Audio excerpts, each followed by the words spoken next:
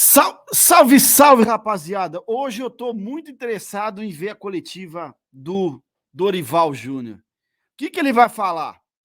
Porque ele mudou o esquema tático do São Paulo hoje, né? Será que ele quis espelhar o Grêmio? Eu odeio esse negócio de espelhar adversário, né? Porque foi a primeira vez que ele jogou com uma linha de 3. Eu até entendi o raciocínio, ele queria 2 pontas para tentar, né, fazer jogadas de linha de fundo, abrir a defesa do Grêmio, mas deu errado, né? Não deu bom.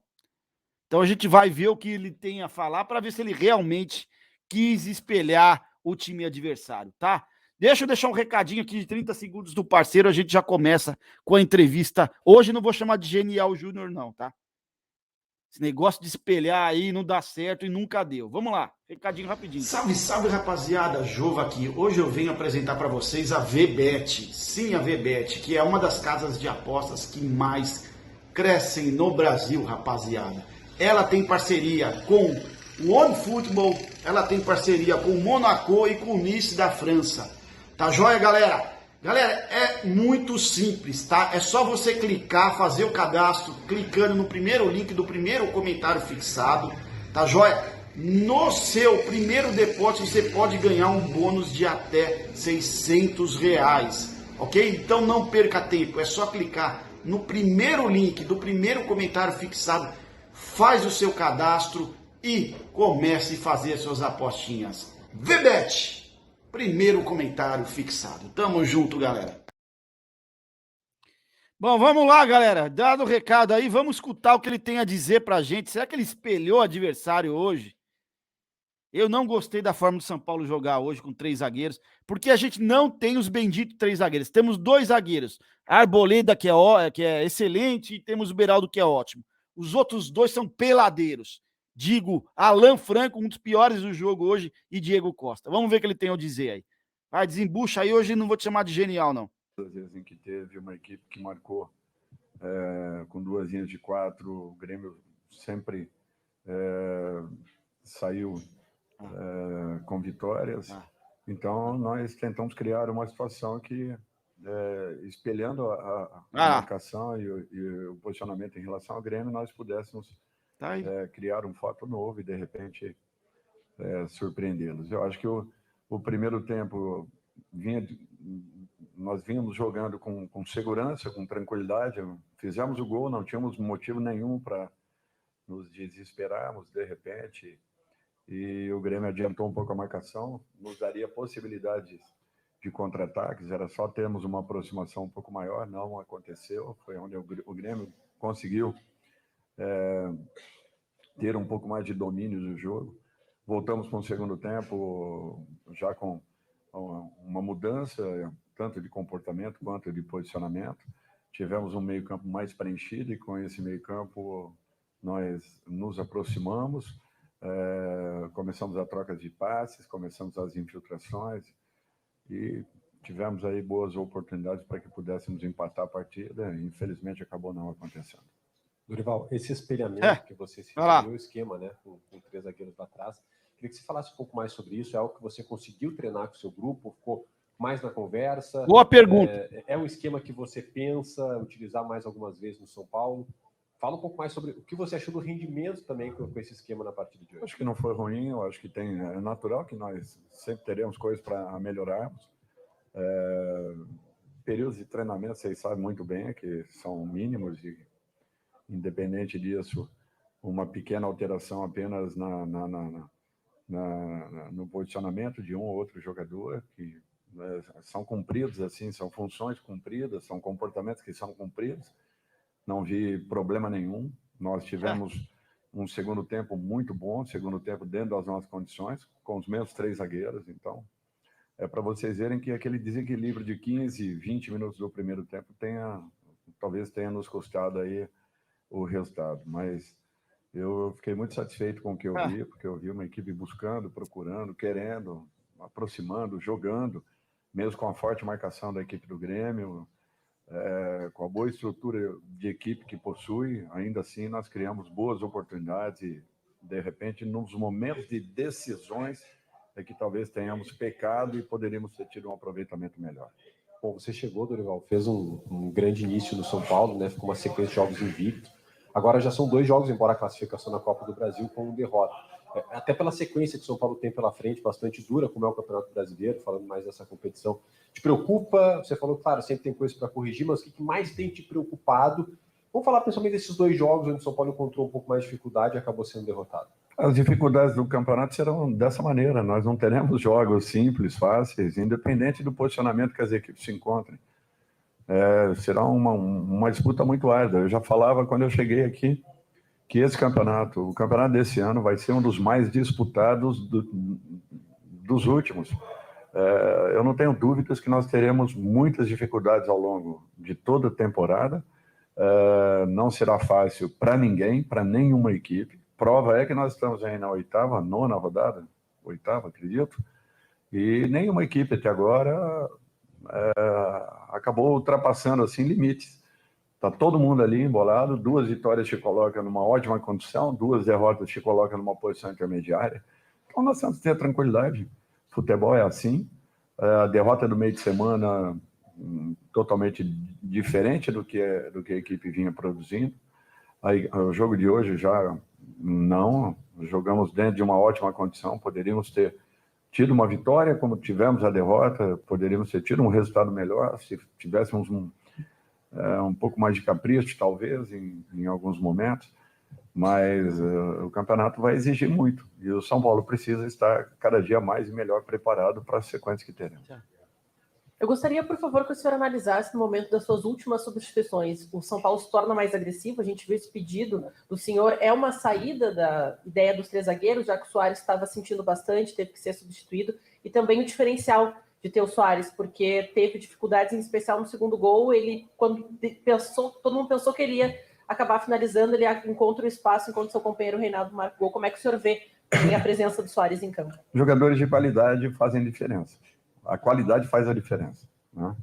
E um jogador desse nível, você pode esperar tudo, tanto uma definição em gol, com sucesso, quanto uma jogada em que ele pife um companheiro, que ele o coloque numa condição de definição, como aconteceu no segundo gol com o Reinaldo. São jogadas de jogadores de alto nível, e isso fazem parte. Nós temos que estar preparados para tudo.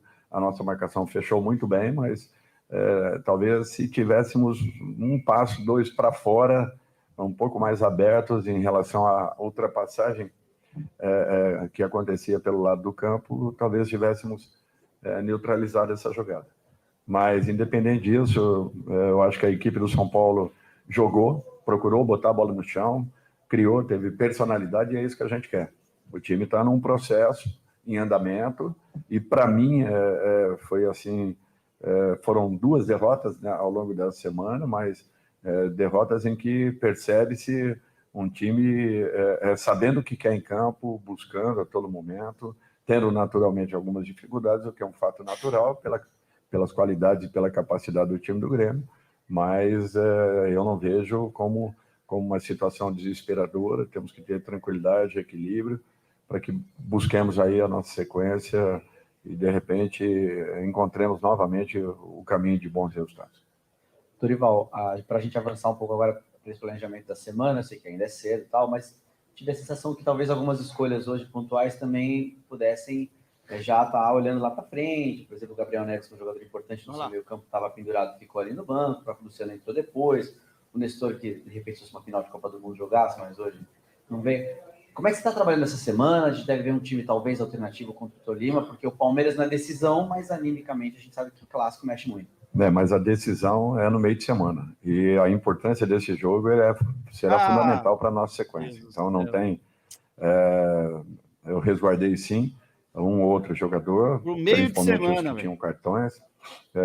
Temos que ter uma equipe forte no final de semana, mas temos que ter uma equipe muito bem preparada para o meio de semana, que será um jogo decisivo e o que nos dará a classificação e a possibilidade de uma ida às fases mais importantes da Copa Sul-Americana. Então, para nós, o jogo será decisivo e podem ter certeza que voltaremos a fazer perante o nosso torcedor um grande jogo e vamos buscar, se Deus quiser, o melhor resultado. Rodriguinho, jogador que teve oportunidades no passado, hoje entrou, foi bem elogiado na nossa transmissão.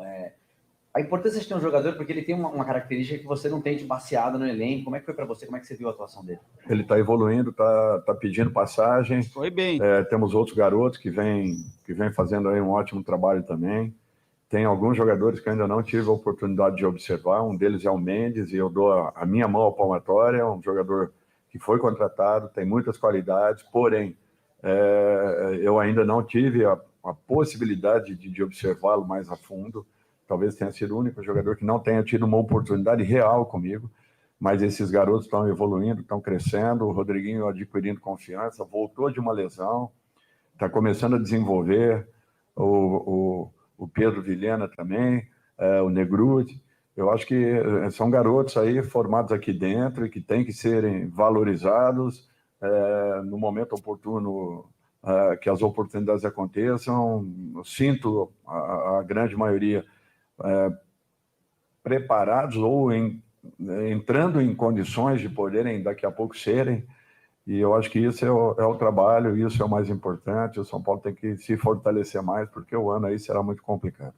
Ô, Dorival, queria repercutir só contigo uma fala que o Renato teve durante a semana, quando perguntado sobre o trabalho que ele vem fazendo no Grêmio e o trabalho que você vem fazendo no São Paulo. E ele disse que se fossem técnicos estrangeiros, teriam estátuas. Você concorda com isso? Que às vezes a gente valoriza um pouco mais o que vem de fora, o técnico estrangeiro, e às vezes o trabalho do treinador brasileiro ele não é tão bem avaliado, digamos assim. Já começou esses caras. Falou isso durante a semana, eu queria saber a sua opinião. Já que ele citou o seu trabalho. Eu só acho que a avaliação do trabalho é aquela que não se busca a essência do que está acontecendo. Nós temos que tentar mostrar ao público o que realmente se passa em cada equipe, em cada clube, com mais detalhes. Com o público hoje, eles estão querendo entender o que é o futebol. Eles estão querendo entender por que existem movimentos de ataque à última linha, porque existem movimentos em que jogadores jogam entre linhas, o que é isso, o que é uma marcação, como estão falando aí, em linhas altas, ou marcação-pressão, ou uma linha média.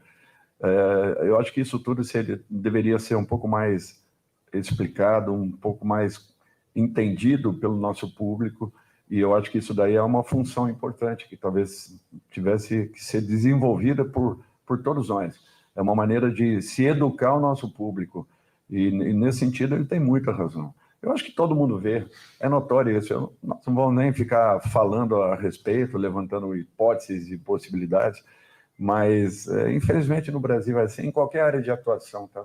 Nós temos aí um grande autor, e de repente ele tem uma visibilidade impressionante fora do país. Paulo Coelho é um exemplo claro. E no nosso país não, ele é entendido de uma outra maneira. Então, de um modo geral, o que é nativo não tem valor. O que é de fora tem um valor assim impressionante, absurdo.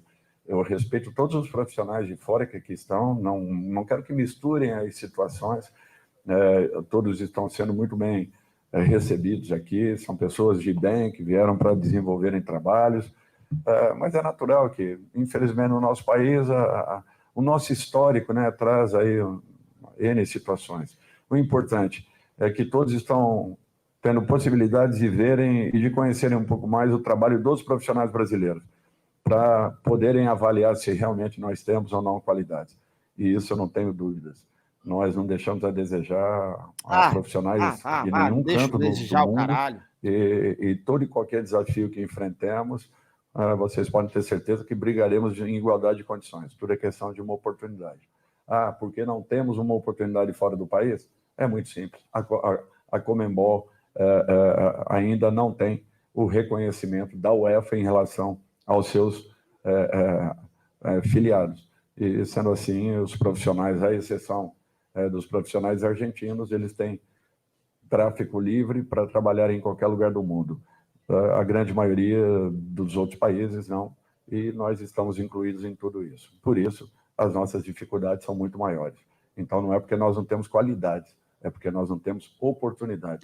Para com isso, é uma coisa são muito piores, diferente, cara. porque nós recebemos profissionais de todo mundo aqui dentro do país, e eu acho que isso daí deveria ser muito bem avaliado e repensado. Está na hora também despertarem para tudo isso e verem que o que nós queremos é apenas respeito e igualdade. Não existindo essa igualdade, é natural que exista um desencontro muito grande e a vantagem é sempre de quem venha de fora para dentro do nosso país. Dorival, ainda dentro dessa linha de pensamento, porque muitas pessoas eram resistentes ao sistema, por exemplo, de 3 zagueiros, achando que é só proteger a casinha, ficar lá atrás, quando na realidade a gente percebe que as duas equipes com esse sistema conseguiram atacar bastante. O senhor acha, talvez, que pela inserção desses profissionais no nosso mercado se dê assim, uma ideia de que agora a gente pode falar difícil, trazer esquemas até para os profissionais como vocês, que vêm há anos no mercado tentando aplicar isso, sempre recebendo resistência da torcida? Será que o torcedor, por sua vez, está aprendendo mais sobre o futebol? Aprendendo. O 3-5-2 é um dos sistemas talvez mais antigos do mundo. Usavam isso há anos e anos, talvez na década de 50, 60, se não me falha a memória. Então, tem novidades. Eu te pergunto, qual seria a novidade que trouxeram, o que foi inserido de diferente? A última grande mudança no futebol mundial foi a seleção holandesa de 1974. Depois disso, nós não tivemos mais novidades assim, quase que nenhuma.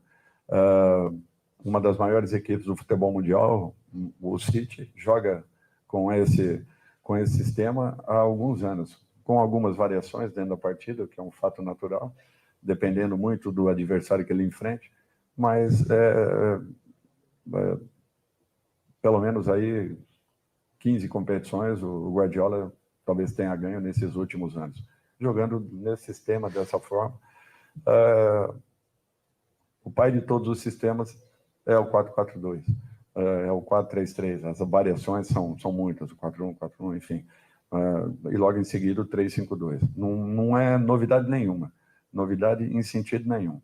Muricy foi tricampeão brasileiro com o São Paulo, jogando dessa forma, com um volante como terceiro zagueiro. Então é para vocês verem que as equipes elas se sentem protegidas nesse sistema e ao mesmo tempo ofensivas, porque o São Paulo